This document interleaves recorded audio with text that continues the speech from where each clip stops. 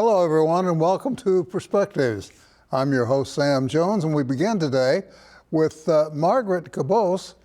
And I got to tell you, if anybody could pick a project to become involved in and know that she's fighting an uphill battle, which she is, this lady is here to talk about. You just got to hear it. Gather the kids around. Margaret, it's good to have you here. Thank you very much, Sam. Let's start at the very, very, very, very beginning. First of all, how did you get involved in this project? Well, I woke up on January 6th like everybody else, and I thought it was going to be a normal day, and it was not. And I just was raised maybe with different values and standards where, you know, we don't express ourselves in terms of violence, or we try not to. And I found it very disturbing, the whole January 6th thing. And it was at that moment that I realized something was really wrong. And I've always been a patriotic person, a voter. I'm a lifelong Republican. I believe in law and order, and I believe in values and standards. And it made me sick, literally made me feel ill to see the condition of our democracy at that time. And so I started looking into it and just researching it. And I happen to be a lawyer, so I hit the books and I asked a lot of questions. I never have all the answers, but I always have a question, and I have a lot of questions and every day. And so I learned a lot about voting and how it works, and I got some good advice to focus on Oklahoma. I do agree that sometimes it's really helpful to think about what you can control and not worry about what is outside your sphere of influence and power. And so I thought, let's just start right here in Oklahoma and think about voting. We're last in the nation in voter turnout in Oklahoma. And when I learned that, it kind of started making sense about why do we feel so disconnected and why are people so angry? What you've done and what you're involved in is getting all of the candidates in any election on the same ballot. Let us know who they are, what party they represent, and more. How did you get involved? Well, I started Oklahoma United as a nonpartisan organization that would seek to find one thing we could do that would turn Oklahoma onto a more productive path, a special path that would start to help us elect people who represent the majority and of whom we can be really proud. And we've had a lot of great people in public service from Oklahoma in our history, many, many great people, and we want more. But we now have a situation in which people are afraid to run for office. Candidate recruitment is really difficult for parties, and we have the exponential growth of independent registration. We have very low youth voter turnout.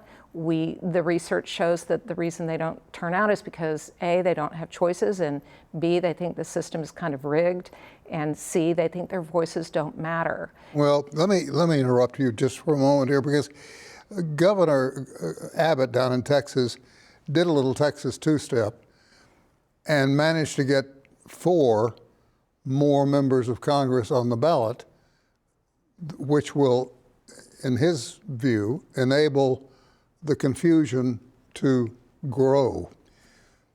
Now we have Kevin Newsom in California, who did a little California two-step and said, I'll see your 4 and match them.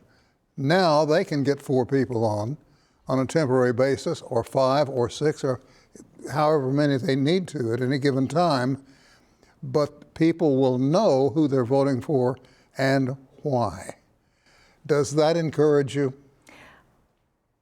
I feel like Oklahoma is in a completely different world than those 2 states.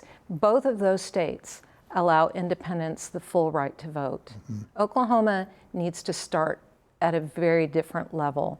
We need to start with helping people be eligible to vote and participate fully in elections which are publicly funded. Both Texas and California already do that. So I just think we have to recognize that Oklahoma is in a different place. Gerrymandering may or may not be an issue, but it is not the first issue for us in Oklahoma. And I think that most of us would agree that Oklahomans are conservative generally in nature. I think that the proposal that we have come behind of a single ballot open primary for all publicly funded statewide elections makes sense. It would bring us in line with the majority of states in the US. A lot of people move here from out of state and they suddenly realize they go to vote and they realize they cannot. We have people angry when they arrive to vote. We have this awkward moment where you have to be segregated and you get different pieces of paper when you approach the table to vote. We just need to start with that. Maybe gerrymandering or whatever is another issue down the road.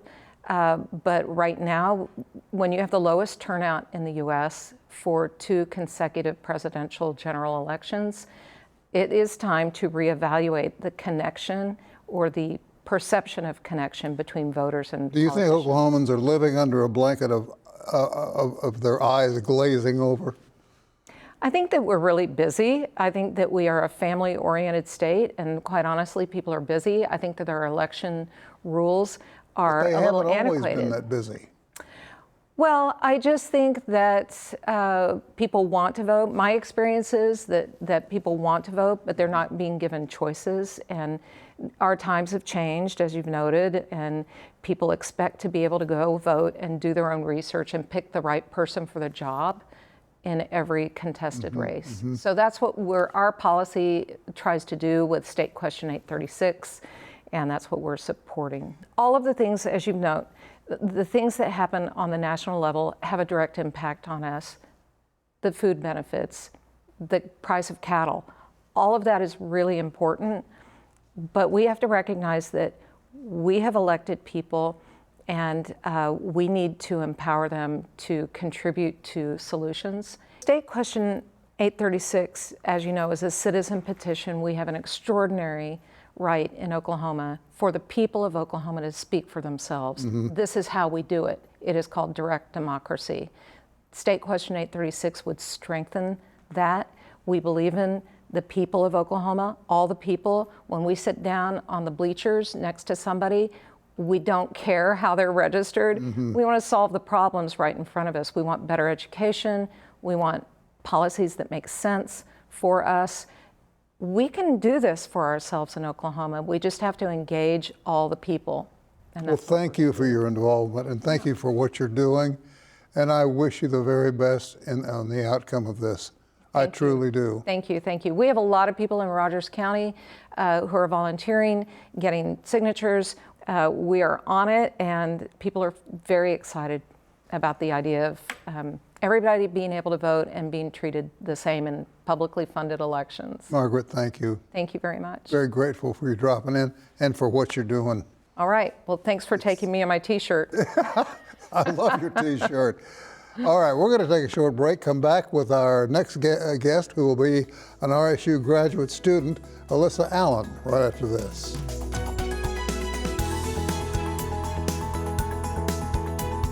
And we're back. My next guest, RSU graduate student, Alyssa Allen. Good to have you. Nice to be here. We're talking about scams, and they're everywhere. They are. Honestly, they just have taken over not only email as they were, but now are texting.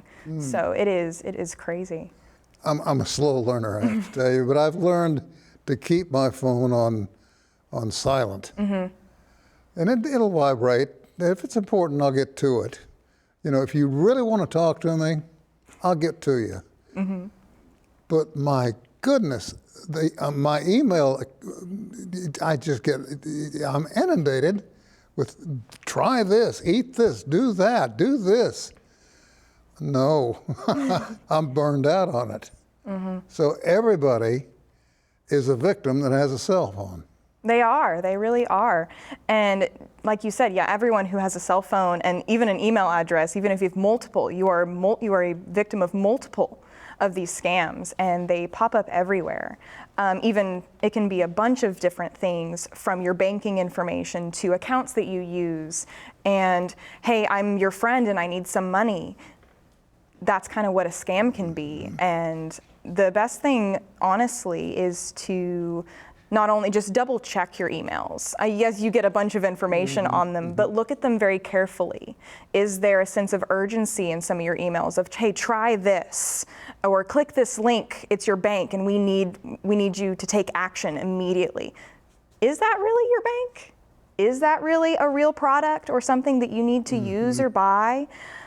Double check that email, or just contact them personally. Don't click the link in the email, because that is there to be so accessible to you, and they're doing that on purpose. So the best way to look at those is to go directly to the source and not click that link. And some of them have become so incredibly personal, like if you have a granddaughter that lives out of state, and all of a sudden she leaves a voicemail and she's been carted off to jail and I need money to get out of jail, da da da da. Well, of course, Yes. you're going to respond to that in a different way than you would anything else. But they've got people that can mock or mimic anybody, especially, and if you're an older guy like me, you have to wait a second. Yeah. So it's good if you set up code words or do something. Yeah, it really is. And we call that spear phishing, is what that is. It's when a scammer takes a direct targeted attack on a person that you know or a loved one that you have. And they can see this information just from your online accounts like your Facebook or Instagram. Anything that you have as public and not between your friends, a scammer can see that and say, hey, this person's daughter went off to college. I can contact them with this information and use that to my advantage. So that's why it's always best to keep things private and only between you and your friends. And having that code word would be great too. Sure. My wife and I have been hacked on a couple of times. And how they got the information, I don't know. I truly, honest to God, I don't know, and she didn't know. Yeah. But we had to go in and redo everything with the bank. We got to know everybody on a first name basis because it happened a second time. And these people are relentless. They really are. And the key word here is that if it didn't work, they wouldn't do it. Yeah. And so it clearly does work, and they can continue to attack, and especially with the same people, because if you don't change that information, then they can just keep attacking you and keep attacking you. And so we all have family members who have been hacked. And so the best course of action for that specifically, I would say, is to obviously change your passwords, keep that information private, like I said, and then just, do everything in your power, contact the bank and talk with them and let them know that these issues are happening, because they need to be in the know just as much as you do. Let me ask you a question, because technically I'm still driving a T model. Am I safe when I open all my emails, or am I letting somebody in the minute I do that? So the difference would be is when you're opening your email, you're viewing it. Your email is a safe place. However, if you click beyond your email and click a link that's in an email or download an attachment that's in an email, that would be considered unsafe, and something could infect your computer, like malware or a virus, or you could click on an unsafe link and then be able to enter your account information. But your email is purely safe as it is, but just don't click any link or download anything in it if you don't know it. So it's okay to open it? Yes. Read it? Just to open to read it. If you get an email and you haven't viewed it yet, you can view it just fine, but don't click anything inside of it. And the best thing to do if you're unsure is to ask another person to look at it for you, get a second set of eyes on the matter. And then of course check for grammar as well. Scammers don't have the best grammar out there. Really? With every generation there comes a new wave of, this is how we get their money. And it's this thing, they're thinking almost as fast as technology is changing. Yeah. It has changed so quickly and so rapidly that we can't keep up with it anymore. And I mean, we can try our best, but technology is just going to evolve more and more. And these scams are going to evolve more and more. And it used to be, oh, this prince of Nigeria is emailing you and asking for money. But we've also heard people talking about, oh, I got an email from my boss asking for me to get this much money in gift cards and to send him the information. Is that your Really? boss? Yes, we have that all the time. And so that's the type of thing where you ask, my boss could have just asked me this personally if you're in office with him. And that's when you double check and say, is this real? Would he need gift cards for a company holiday event? No, probably not. And scams, the most common ones we see nowadays, just because of how technology has evolved, scammers want something that goes with for everybody. So they like to use UPS and send you a text message saying that your shipment, they couldn't deliver it to your door and it needs immediate action.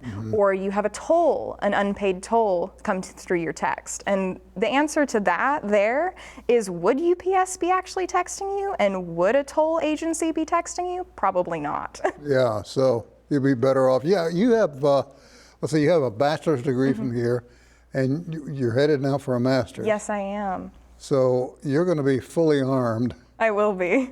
Well, keep us posted if you wouldn't mind, because there are folks out there right now who are going to this afternoon be hacked. Somebody's going to get in if they're not paying attention. They definitely are, and that's just the truth of the matter. So the best thing I would say to them is just to be on alert. I know there's a lot of people who feel comfortable in their email and their texting, but just have that second set of eyes, double check the grammar. Is there a misspelling when you're clicking on your Facebook link? Did they not put a double O in Facebook? And so just to double check everything that you have. And if you have a family member that's texting you from a new number, double check that they got a new number. Good advice. Hey, thanks for coming by. Thank you. We're very grateful. And after you get your master's, maybe we can get you back over here and definitely. see what they're trying to do now. Definitely. We'll see where it is in the next year. Well, thank you again. Thank you. Short break, and we'll have Steve Whitaker back to talk with us about John 3:16 right after this.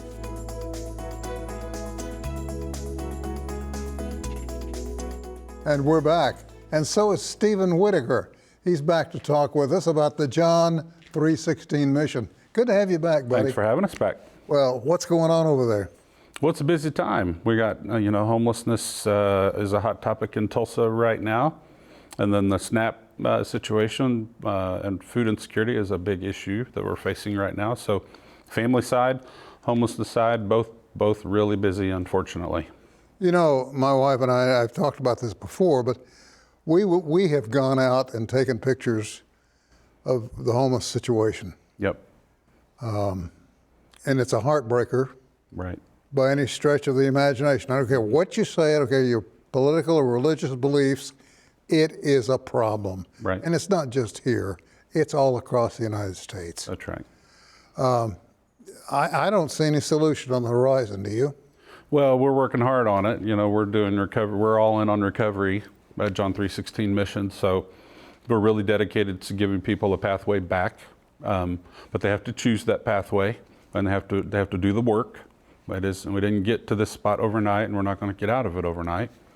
And so it takes a lot of resolve on their behalf, and sometimes they're not willing to make that call, and that's why we see sweeps going on, which are the way we decommission encampments. Sure. And that's tough when you're out moving people and their belongings. So there's a right way to do all that, and then you need to have a destination for folks when you're going to do that. And so we're working together to make sure those that are needed to be moved along are done in a dignified way and done with a plan going forward. And you guys are fighting two battles, really. You're fighting the battle to bring the folks in and help them. Right. But you're also fighting a criminal element out there that is relentless. Right. These folks would sell a tab to a dog if they could get them to buy it. Yes. I've gotten to where I use the analogy of a silent majority we talk about in politics, where you have the big number of folks are just out of the way, out of sight, not visible. That same thing applies to homelessness. So we have these mini cartels on street corners and encampments adjacent to that spot that are doing some pretty rough things and are not doing any justice by anyone, and they're giving homelessness a bad name. But the vast majority of folks that are homeless are not visible. They're out trying to do right. They're with us or with others doing similar things and trying to get their life back together. It's, I'm sure you hear all kinds of stories when you work with folks because they need somebody to unload on. Right. And some of the stories will break your heart. Right. There are those who are hardcore, Yeah. who don't want help. Yeah. Do you ever get many of those? We've had it all, and we have people at different, different positions in the progression of the decision that they want to get help. But we try to make sure there's a spot at the table for everyone, that they have a place where they can be heard and they can be seen, and we can meet them at the point of their need. And that need is not always physical. It can be mental, it can be emotional, it can be spiritual. And we try to meet all those needs, address the whole person, and give them a pathway back to being reconciled with their family, reconciled with the law, housed, working. That's what we believe is the pathway back to making this go away. And some of them have been on the streets for quite a while others, this is a whole new ballgame to them. That's right. There's all the above and all these spots, and you never know what you're going to encounter. So we have to do it with folks that are qualified to do it safely. Make sure that we're going out and doing it in a dignified way, but doing the hard work that it requires to get people restored. Do you ever run into a situation where there's just no way? I think there's some good news on that arena. That there are those that are severely substance abuse addicted or that are severely mentally ill.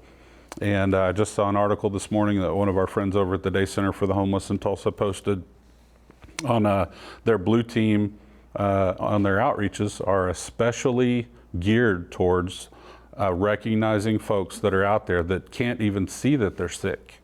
They can't even see that they need help.